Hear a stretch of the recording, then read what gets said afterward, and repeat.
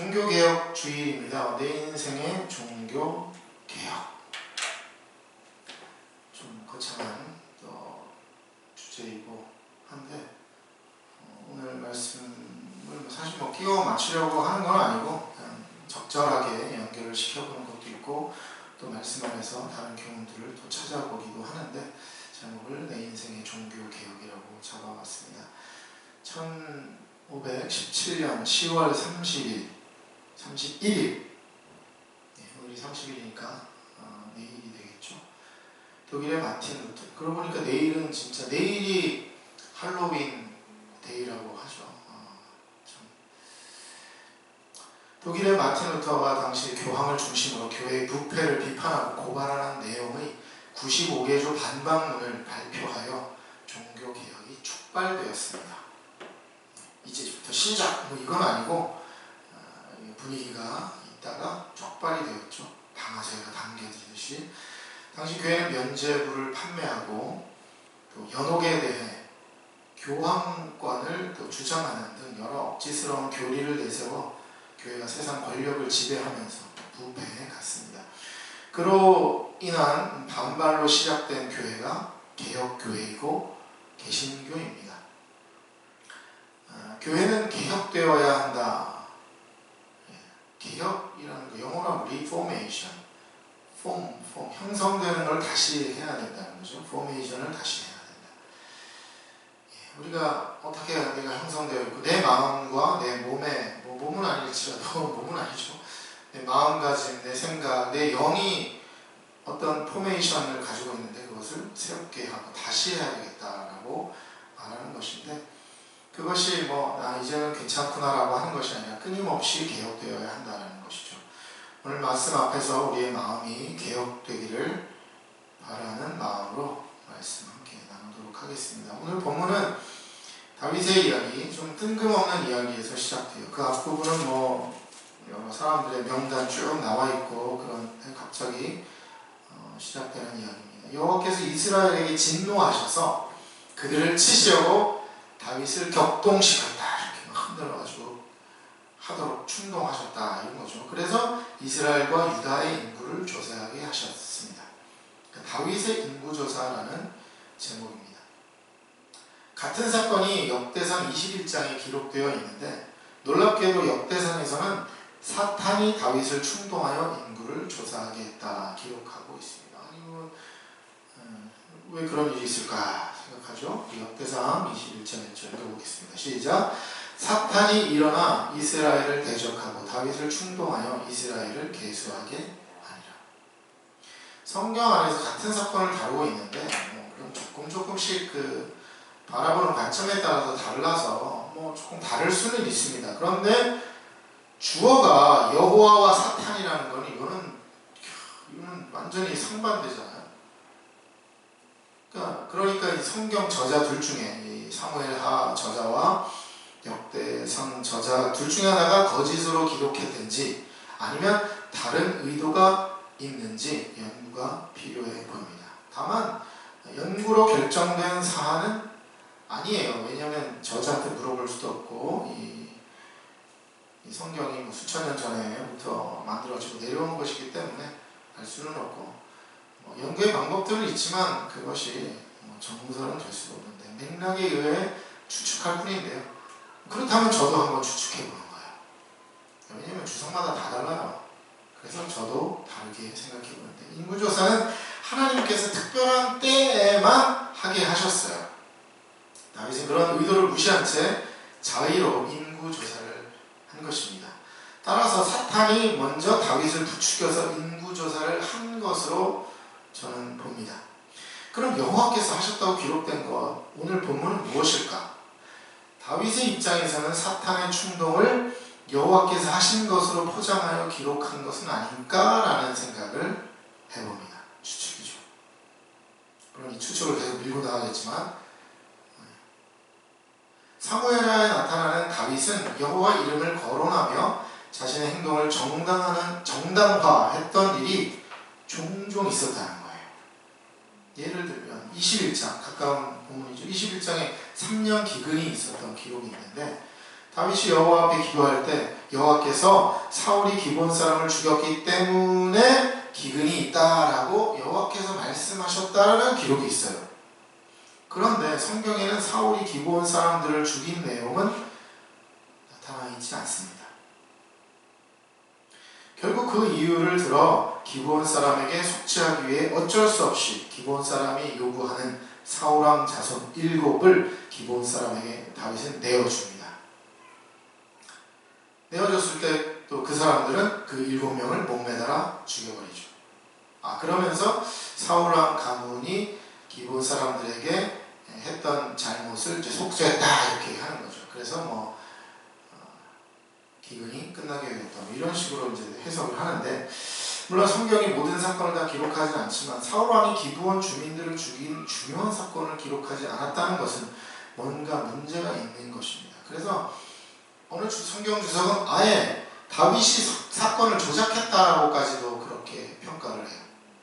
이건 학문적으로 연구한 게 아니라 추측이죠. 이 정도까지 추측을 합니다. 사울이 하지 않은 일을 여호와의 이름을 팔아 거짓으로 고하고 사울의 자손을 죽음으로 몰아간 것이다. 이렇게 보기도 합니다. 다윗은 아직도 사울에 대한 극도의 반감을 가지고 있음을 드러내는 사건입니다. 물론 그렇다고 해서 성경에서 사울이 기브온 사람을 안 죽였다 하지는 않겠죠. 그리고 실제로 기브온 사람들이 또 사울의 가족 자손 중 7명을 요구한 것을 보면 충분히 그럴 수도 있다라고 하지만, 근데 여기서 중요한 것은 뭐냐면 여호와께서 그것을 그 기근이 사울이 기브온 사람을 죽였기 때문에 발생한 일이라고 얘기한 그 자체가 중요하다는 거죠. 사울이 기브온 사람을 죽였든 안 죽였든 그렇게 얘기한 그 자체가 뭔가 조작했을 가능성이 있다 이렇게 얘기를 하게 되는 것이죠. 따라서 인구조사 역시 사탄이 다윗을 충동질했고, 왜냐하면 여호와가 그것을 충동질할 이유는 없어요. 그 꼬임에 넘어간 것인데 여호와께서 격동시켰다고 거짓말로 핑계를 댔을 가능성이 크다고 봅니다. 왜냐하면 여호와께서 뜬금없이 이스라엘이 잘못한 것도 없는데 진노하실 이유가 없거든요. 진노할 이유가 있으면 이렇게 해서 진노하셨다라는 근거를 댔을 텐데 그냥 진노하셨어요. 하나님께서 뜬금없이 이유 없이 진노하실 이유도 없고, 그렇다고 해서 23장이나 22장에 뭔가 이스라엘이 잘못한 이야기가 거기에 기록되어서 이런 흐름에 따라서 그게 나왔다면 이래서 이스라엘을 향해 진노하셨구나라고 했을 텐데 그런 것도 없다는 거죠. 그리고 자의로 인구 조사하는 것을 하나님께서 싫어하시는데 그것을 굳이 부추겼을 이유가 없어요. 그리고 이스라엘 향해 진노하셨으면 굳이 다윗을 이용하지 않고도 바로 벌을 주시면 되는데 왜 다윗을 이용하셨을까요? 그래서 다윗이 뭔가 또 다른 일을 꾸미고 있는 것은 아닌가 이런 추측을 하게 됩니다. 그러니까 이렇게 보는 거죠. 좀 더 심각하게 나면 여호와께서 그렇게 말을 안 했는데 여호와께서 얘기했다는 거죠. 아까 그 사울왕 이야기도 기근의 근거가 사울왕이 이걸 기브온 사람을 죽여서가 아니고 그냥 기근이 생길 수도 있는데 그것을 그런 식으로 빌미를 삼은 거죠. 종교라는 이름으로 사람을 속이는 것이 무척 쉽습니다. 이 부분은 종교개혁과도 연관이 있어 보여서 이야기를 함께 나누려고 해요.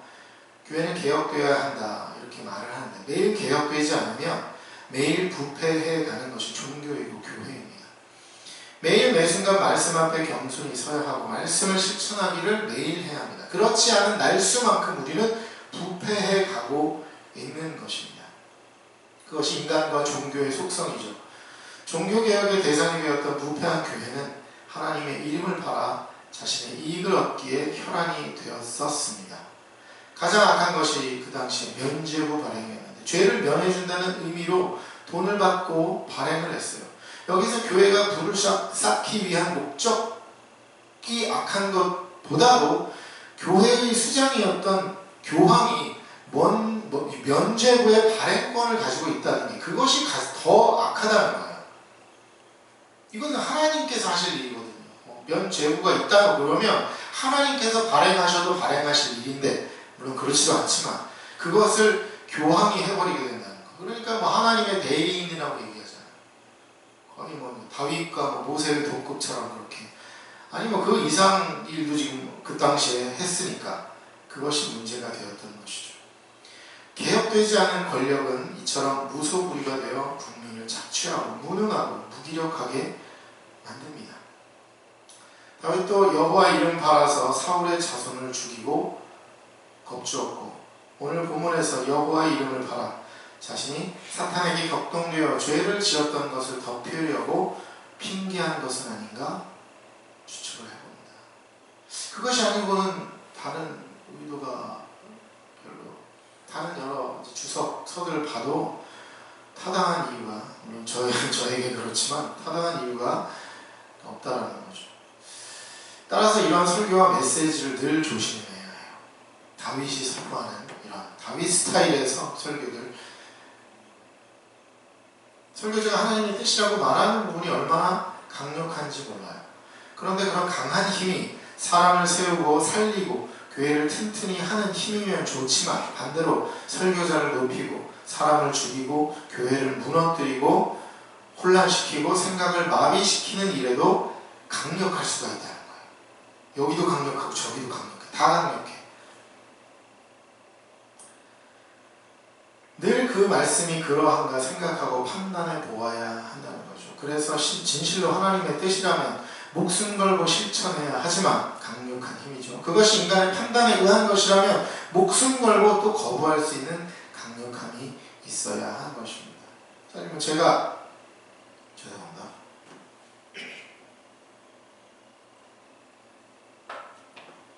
제가 이렇게 축축한다라고 해서 이렇게 해석하는 것 자체도 사실 고민해 봐야 되는 거죠. 진짜 그런가. 그래서 사도행전 17장 11절 말씀이 있습니다. 읽어보겠습니다. 시작. 베레아에 있는 사람들은 데살로니가에 있는 사람들보다 더 너그러워서 간절한 마음으로 말씀을 받고 이것이 그러한가 하여 날마다 성경을 상고함으로. 자, 사도행전, 사도 바울이 기록을 한 사도 바울의 얘기죠. 기록한 얘기인데, 간절한 마음으로 말씀을 받아. 누가 말한 거예요? 사도 바울이 말하는 것을 간절한 마음으로 받는 아주 간절함이 있어요. 하지만 그것이 그러한가, 사도 바울의 설교조차도 듣고 무조건 받지 않고 하나님의 뜻이 바르게 설교되었는지 의문을 갖고 성경을 연구했다. 다시 한번 들춰봤다라고 하는 거죠. 여러분들 집에 들어가셔서 다시 한번 들춰보세요. 그러한가? 좀 빠지는 부분이 있는 것 같은데, 그럼 찾아보세요. 네. 그런 것들을 찾아서 또 서로 토론하고 이야기 나누고 하는 것도 설교의 굉장히 중요한 프로세스라고 보기도 합니다. 설교론에 있어서. 그럼 우리 여러분 성경을 잘 이해하고 해석해야 합니다. 물론 그렇다고 해서 학자처럼 그렇게 할 필요는 없을까 있을까요? 저는 그만큼 또 열심히 연구할 필요도 있다고 보고요. 과거 종교개혁 이전에 교회는 성경 읽기, 연구, 해석, 설교까지 모두 사제들의 몫이었기 때문에 평신도들은 성경을 접할 기회조차 빼앗게 되었어요. 그래서 하나님의 뜻으로 설교하는 사제들의 거짓 설교에 현혹되어 면죄부를 사기 위해서 온 재산을 팔고 교황과 교회를 하나님보다 더 높은 권위로 세워가는 것조차 인식하지 못했던 것입니다. 그래서 어렵지만 성경을 읽고 연구하는 것을 포기해서는 안 됩니다. 자, 하나님께서 인구조사를 원하지 않은 이유는, 인구조사는 군대를 모으거나 세금을 징수할 때 하나님 편에서, 그래서 하나님께서 명령하실 때 했던 것이 인구조사였어요. 하나님께서 하라고 하실 때 해야 하는데 다윗은 사탄의 충동질에 넘어가서 인구조사를 한 것이죠.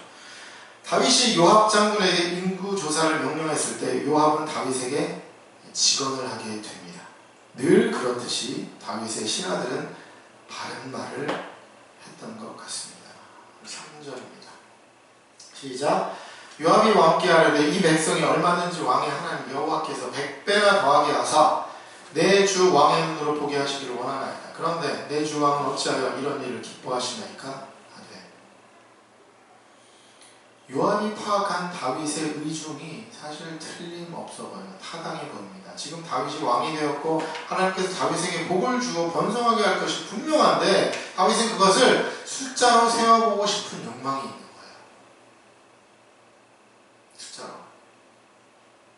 또 다른 의미로는 이게 숫자가 그냥 그 당시의 숫자가 아니라 군대의 숫자. 그래서 이제 뒤에 보시면 뭐라고 돼? 예. 구정에 보면 칼을 빼는 담대한 자가 80만 명이요 유다 사람은 50만 명이다. 여기서 중요한 건 칼을 빼는 자거든요. 그러니까 군대에 나가서 싸울 수 있는 장정으로서가 80만 명, 50만 명이라는 걸 계수한 거죠. 그러니까 그냥 인구를 조사하는 게 아니라 우리가 이렇게 큰 사람이야. 애들까지 다 조사해서 와 우리가 이렇게 좋은 가족이다 이런 느낌이 아니라는 거예요. 내 군대는 이만큼 강하다. 근데 이스라엘에게 있어서 군대는 하나님이시거든요. 이스라엘의 군대는 하나님이셔요. 그래서 하나님께서 군대의 장관이시고 군대의 주인이시고 모든 전쟁의 주인이신데 그게 기본적인 그 마인드 철학이자 신앙인데 근데 그것을 무시한 아주 핵심적인 반항심이라는 거예요. 뭐 이런 또 좀 재밌는 얘기도 생각을 해봤어요. 요즘은 다 온라인으로 막 돈을 주고받잖아요. 많지만 예전에는 다 현금으로 주고받는 때가 있잖아요. 그래서 어떤 때는 생각지도 못한 돈을 받게 돼가지고 그럼 어떻게 해요? 숨어가지고 세보죠. 와 내가 지금 이 돈 뭐하고 어떻게 됐더니 와 좋다 그래가지고 막 저기 깊은 곳에 숨겨두고 한 장 한 장 넘기면서 흐뭇하던 기억이 있으신가요? 지금도 그럴 수도 있어요. 그런데 알고 보니 제가 대기업 회장의 아들인 거예요. 아버지가 그렇게 부자인데 겨우 그 돈 몇 푼 그냥 뭐 이렇게 해가지고 몇 푼 세어본다고 해서 돈 세고 있는 모습을 보는 아버지의 기분이 참 좋지 않을 것 같다는 거죠. 지금 다윗과 하나님 아버지의 관계가 지금 그런 관계죠. 야 내가 너에게 다 해줄 텐데. 그래서 요압이 아주 그렇게 얘기를 하잖아요. 뭐라고요? 여호와께서 100배나 더하게 하세요. 이게 하나님 마음이잖아요. 100배나 더하게 해서 아니야 나는 1000배 더 해줄 거야 라고 하는데 그걸 꼭 그렇게 뒷구멍에서 이렇게 숨어서 뭐 세고 있는 그런 모습이라는 거죠. 아버지의 마음은 어떨까요? 야 나를 무시하는 거야? 제가 독립적으로 재정을 스스로가 이렇게 경제적인 상황을 자기가 스스로 개척하는구나 이런 생각이 아니라 나를 무시하는 거냐? 나로 충분하지 않냐? 이렇게 하나님은 생각하실 것 같다는 거죠. 이것은 하나님의 번영 약속을 의심하고 무시하는 겁니다. 이게 핵심이죠. 그래서 다윗이나 또 우리에게도 해당되는 것이 그 약속을 거슬러 올라가면 조상 아브라함에게 했던 약속이 있습니다. 창세기 15장 5절입니다. 시작. 그를 이끌고 밖으로 나가 이르시되 하늘을 우러러 묵별을 셀 수 있나 보라. 또 그에게 이르시되 내 자손이 이와 같으리라. 이런 번역의 약속은 믿음의 자손이 우리에게도 해당되는 약속임을 믿으시길 바랍니다. 자손의 마음이란 지금 뭐 다양한 면으로 번역을 약속해 주신 셈이죠. 그 당시에 자손이죠. 그 당시에 또 사회가 복잡하지 않기 때문에 복이 아주 몇 개 없어요. 자손, 농사 잘 되는 거, 가축이 잘 자라는 거, 뭐 이 정도 끝이에요. 근데 지금 어떻습니까? 다양한 면으로 하나님께서 우리에게 번영을 약속해 주신다라는 우리가 믿음이 있는 거죠. 자손도 번영할 것이고, 우리의 물질도 번영할 것이고, 우리의 믿음도, 우리의 미래도 참대한 번영을 약속해 주셨습니다. 의심한다면 우리가 얼마나 가졌는지 세워볼 거예요. 쪼그리고 앉아서. 하지만 그 의도는 명백합니다.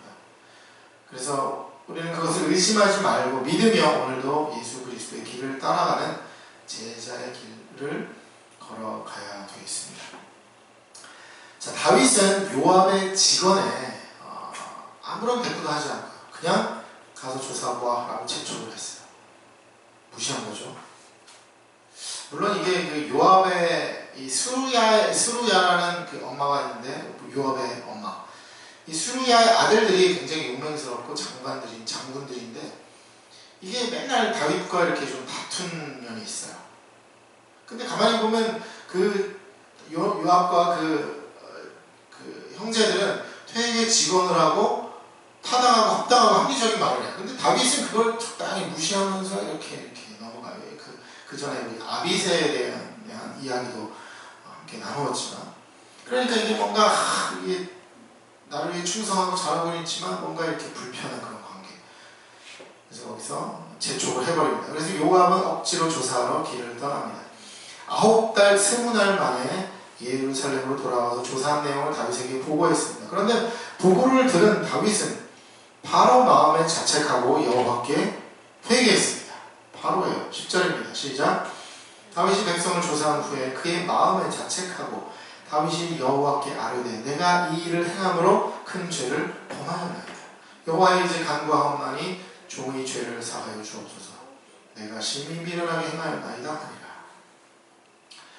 다윗의 큰 특징 중에 하나는 다윗은 범죄도 빠르고 회개도 빠르고 바로 회개하고 범죄도 또 빠르고, 그리고 또 더 놀라운 거는 또 빠르게 잊어요. 빠른 사람입니다. 굳이 회개할 거면 인구조사는 도중에 회개하고 부활을 철수시킬 것이지 보고를 다 받고 나서 회개하는 건 무슨 일일까? 저는 이것도 좀 다윗이 좀 의심스러워요. 저는 다윗 똑똑하니까 다 생각났겠죠. 이미 이거 내가 아마 처음에 시작할 때부터 그럴 수도 있고 이건 죄다 일단 지르자 그래서 갔을 수도 있고, 아니면 아니더라도 중간에 생각났을 수도 있고 이미 생각났겠죠. 근데 굳이 보고를 딱 받자마자 이렇게 탁 회개를 던져버린다는 것은 하나님께서 회개하시면 용서하신다는 그 약속을 잘 아주 10분 활용했던 사람은 아니었나 생각을 해요. 하여튼 사무엘아 이렇게 묵상하면서 다윗에 대해서 너무 이렇게 안 좋은 면을 깊이 파고들게 되는 것 같아요. 물론 오늘 설교의 끝부분은 조금 좋은 얘기가 있습니다만 기대해주세요. 어쨌든 다윗은 회개하고 선지자 갓에게 하나님의 말씀이 임하였습니다. 하나님께서 다윗에게 벌을 내리시기로 하고 3가지 벌 중에 하나를 선택하라고 합니다. 재밌죠? 참 재밌어요. 첫 번째는 7년 기근, 가뭄이 드는 거죠. 두 번째는 왕의 원수에게 쫓겨 3달 동안 도망다니기. 세 번째, 사흘 동안 전염병. 자, 여러분 뭘 선택하시겠습니까? 다윗이라면? 자, 이거 한번 설문조사 한번 해봐야 될 것 같아요. 1번, 기간이 너무 길어요. 백성들이 기근에 죽을 수도 있고, 그리고 기근을 이제 애굽의 뭐 요셉 그때처럼 기근을 준비해서 기근을 잘 견디는, 최소한 왕궁은 기근을 잘 견뎌야 되는데 지금 막 기근이 생기면 여기는 지금 아직 다윗이 이제 왕권 초반기라서 그런 것들을 쌓아놓지 못했으니까 하여튼 왕궁도 힘들고 다 힘들어. 2번은 왕이 직접 벌을 받는 거잖아요. 하지만 죽진 않아요. 왜? 3달 동안 도망만 다니는 거니까. 3번은 짧지만 백성들이 다 죽어요. 여러분은 어떻게 선택하시겠습니까? 다윗은 이렇게 말합니다. 14절 시작. 다윗이 갓에게 이르되 내가 고통 중에 있도다 청하건대 여호와께서는 긍휼이 크시니 우리가 여호와의 손에 빠지고 내가 사람의 손에 빠지지 아니하기를 원하노라 하는지라. 여호와의 긍휼을 의지하면서 여호와의 손에 떨어지는 것이 사람의 손에 떨어지는 것보다 낫다고 우회적인 선택을 하는데, 이런 이제 대체적인 이제 의미라고 생각하는데, 그래서 주석을 보면 다윗이 하나님의 긍휼을 의지했다라는 칭찬 일색인데 저는 좀 딴지를 걸어봐요. 영어 번역을 보니까 한글 번역에서 숨겨진 부분이 있어요. 우리가 여호와의 손에 떨어지고 그러나 나는 사람의 손에 떨어지기를 원합니다. 떨어지지 않기를 원합니다. 이렇게 얘기를 하고 있어요. 우리 이스라엘은 여호와의 손에 떨어져 그 안에서 벌을 받지만 여호와께서는 긍휼이 크시니까 알아서 잘 처리해 주시고, 그러나 나는 사람의 손에 떨어지지 않으면 좋겠습니다 라고 지금 얘기하는 거죠. 이기적인 선택이죠. 다윗 자신이 죄를 지어서 이스라엘이 지금 벌을 받게 생겼는데, 우리는 여호와의 손에 벌을 받지만 긍휼을 베풀어 주시고 나는 사람의 손에 떨어져 벌을 받지 않겠다고 요청을 한 거죠. 일단 2번은 제외입니다. 왜냐면 이거는 사람의 손에 떨어져서 자기가 지금 고통을 받아야 되거든요. 그건 안 하겠다는 거예요. 1번이가 3번인데 기근이냐 전염병이냐. 하나님께서 직접 벌 주시는 거고, 아직 이스라엘이 부유하지 않고 기근도 어렵고. 그런데 다만 3번은 짧은 전염병인데, 다윗은 전염병에 걸리지 않을 것은 당연한 일이니까 결국 3번이 선택되었습니다. 그래서 1번은 아까 제가 예상한 것처럼 왕궁도 힘들고 백성도 힘들어요. 물론 뭐 왕이 죽을 일은 없겠지만 다 힘들어요. 근데 전염병은 어차피 다윗이 전염병 걸리지 않을 거거든요. 그렇죠? 그러니까 백성들만 전염병 걸릴 거니까 자기는 전혀 힘들지 않습니다. 그래서 3번이 선택되었고 3일 동안 7만 명의 백성이 전염병으로 죽었습니다. 너무 담담하게 이게 성경에 기록되어 있는데 참 안타까운 측면이죠. 물론 하나님의 어떤 구원의 역사, 다윗을 통해서 왕국을 이어가는 역사 가운데 그냥 뭐 어쩔 수 없는 희생이다 이렇게 얘기하기에는 조금 마음이 아플 수 있습니다. 왜냐하면 다윗은 그러지 않았어요. 않아야 되거든요. 하나님께서는 어쩌면 다윗이 저 같은 경우는 2번을 선택했을 것 같아요. 훌륭하죠. 다윗보다 2번을 선택했을 것 같아요. 까짓거 뭐 3개월 뭐 도망다니는데 벌써 달인이 되었잖아요. 옛날에 사울왕에게도 쫓아다니고 쫓겨다니고 압살롬에게도 쫓겨다니는데 뭐 3개월 정도야. 이건 뭐 일도 아니야. 잠깐 눈만 뚝뻑 감으면 금방 지나가요. 3개월 그냥 내가 해버리죠. 게다가 이제 3개월이라고 한정을 지어주셨기 때문에 다윗은 이제 죽을 염려는 없어. 조금 힘들지만 나만 3개월 버티면 되는 거죠.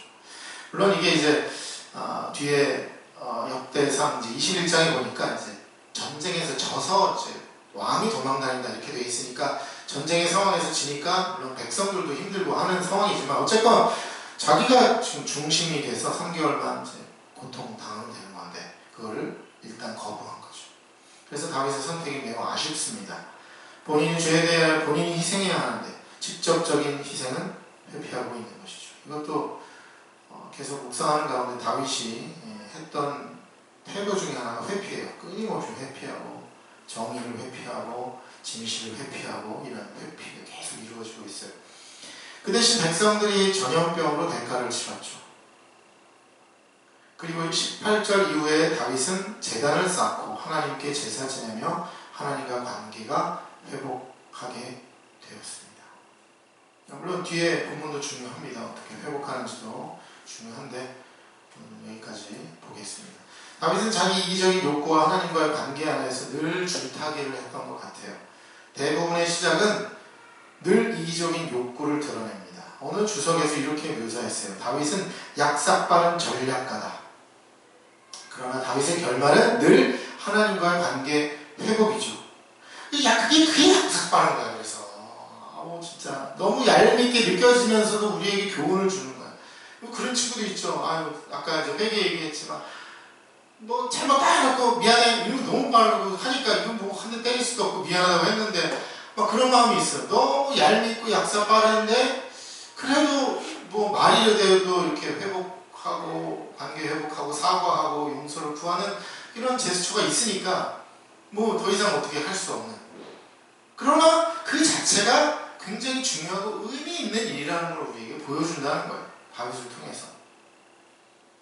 사람의 잣대로 뭐 제가 사실은 평가했죠. 이건 이상하다. 왜 2번을 선택하는지 이렇게 평가를 할지라도 늘 결론은 하나님이 기준이다라는 것을 인정하고 있는 거예요. 얄밉지만. 근데 얄밉지만 우리가 당연히 해야 될 일이죠. 그리고 하나님과의 관계 찾는 것을 매듭지어야 한다는 것입니다. 그런 면에서 다윗이 매듭짓기를 못했다고 했던 저의 설교도 더 큰 틀에서는 좀 수정되어야 하지 않을까 생각을 해요. 하나님의 관계를 매듭지으며 다윗은 그렇게 생을 마감하게 됩니다. 우리의 인생도 약삭빠르고 때로는 우둔하고 또 느리고 좌충우돌하든 그에 대한 평가는 일시적인 평가일 뿐이고 결국 하나님과의 관계에 관심을 두고 매듭을 지어야 하겠습니다. 다윗의 인생이 어쩌면 우리의 모습을 대변하고 있습니다. 뭐 대단한 인물처럼 보이지만 세밀히 보면 이기적인 선택으로 가득하고, 하지만 하나님과의 관계 회복을 향해 나아가는 것, 이것이 다윗의 길이고 우리도 그 길을 또 따라가게 되는 것이 아니겠습니까? 그리고 다윗도 그러했으니 우리도 못할 것은 무엇인가 갖게 됩니다. 기도하겠습니다.